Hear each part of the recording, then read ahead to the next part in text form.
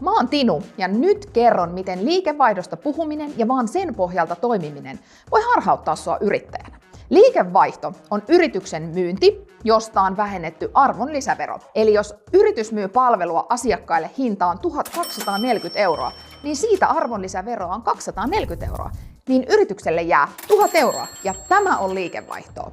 Mutta onko se miljoonien liikevaihto sitten hyvä vai huono asia? Ja vastaus tähän on, millä kustannuksilla se liikevaihto on tehty. Eli puhutaan käyttökatteesta. Mä annan esimerkin. Ranen autokauppa, liikevaihto 50 miljoonaa, mutta kaupan kustannukset 51 miljoonaa. Eli kannattavuutta ei ole, koska yrityksen käyttökate on miinuksella 1 000 000 €. Eli 1. Ota siis seurantaan liikevaihdon rinnalle käyttökate. 2.